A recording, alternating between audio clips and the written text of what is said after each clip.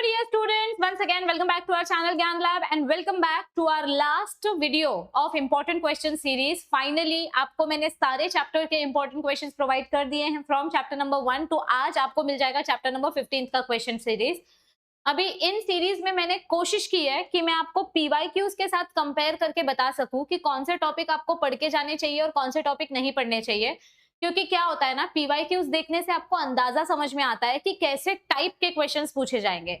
वैसे तो board exams के क्वेश्चन पेपर टोटली अनप्रेडिक्टेबल होते हैं, आप कुछ नहीं बता सकते कि क्या आने वाला है, क्योंकि मल्टीपल पेपर सेट सेट किया जाता है और उसमें से कोई एक पेपर सेट सिलेक्ट किया जाता है. मतलब अलग महाराष्ट्र के अलग अलग रीजन से 4 अलग एग्जामिनर्स को बुलाते हैं, सबको बोलते हैं तुम अपना पेपर सेट करो, अपना करो और उसमें से कोई रैंडमली एक पेपर सेट किया जाता है.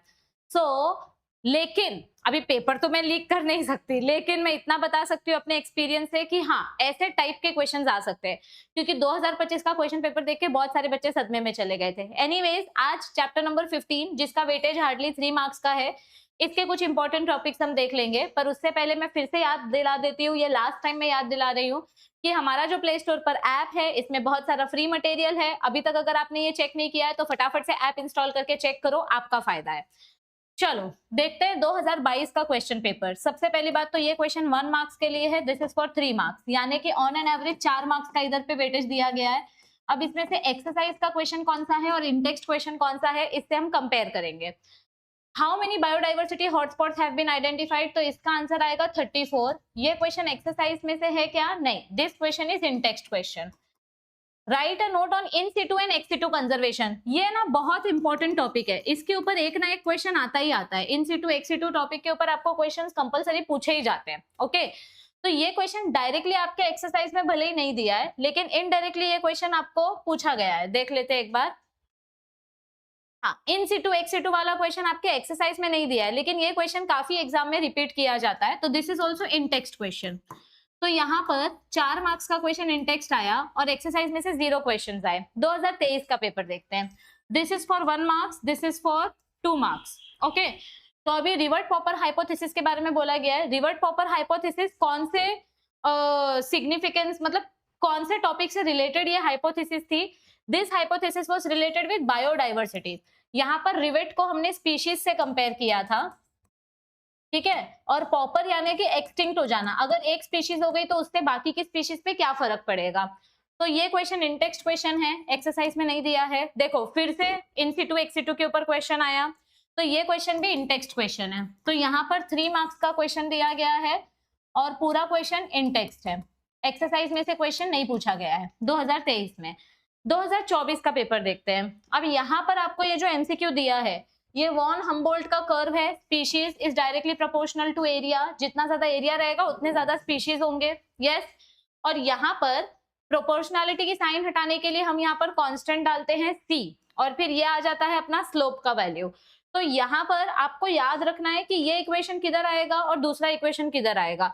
अभी देखो a क्या है और b क्या है, आपको ये आइडेंटिफाई करके बताना है. ये वाली जो वैल्यू है, this is s is equals to c a raise to z, और नीचे log लगा दो सबके आगे. log s is equals to log c plus, इधर मल्टीप्लीकेशन हो रहा है ना तो प्लस हो जाएगा, सिंपल लॉजिक का रूल लगा रही हूं मैं, z log a. ठीक है, तो अभी आपको बताना है कि ये इक्वेशन कौन सा आएगा. तो ये क्वेश्चन डायरेक्ट आपके एक्सरसाइज में से दिया गया था. This is your exercise question, 1 marks के लिए है. एक्सरसाइज क्वेश्चन डायरेक्ट एमसीक्यू आपका दिया गया है. तो आंसर ये भी नहीं आएगा, ये भी नहीं आएगा. This answer is correct. ये आंसर भी गलत है, इधर पे C आना चाहिए था, इधर पे Z आना चाहिए था. ओके, तो only option number C is correct.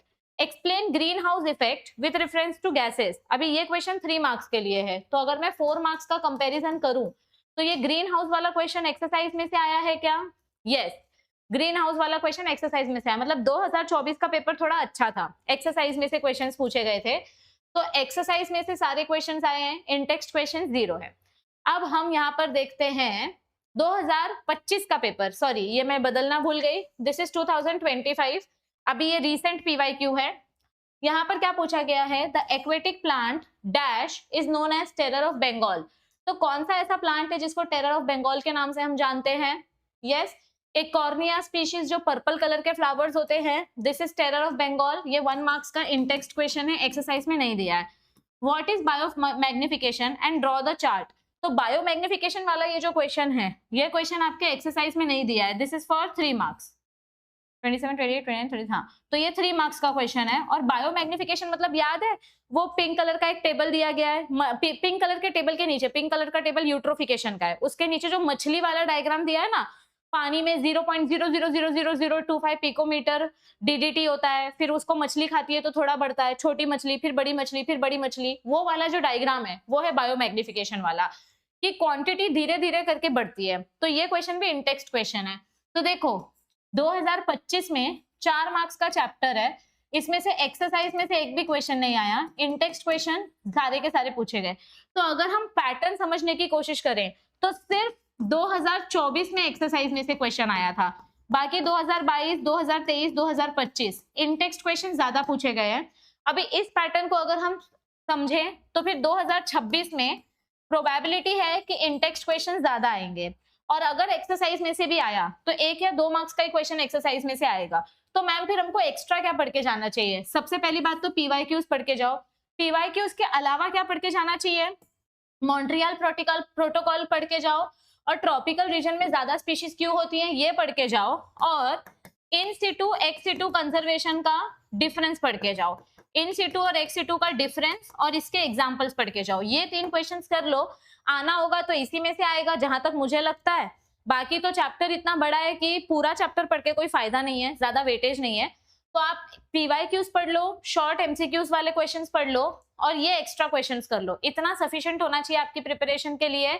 और मैं बार बार याद दिला रही हूँ चिल्ला चिल्ला के, अभी तक ऐप डाउनलोड नहीं किया है तो ऐप डाउनलोड करो और ये फ्री मटेरियल यूज करो, आपको बहुत फायदा मिलेगा इससे।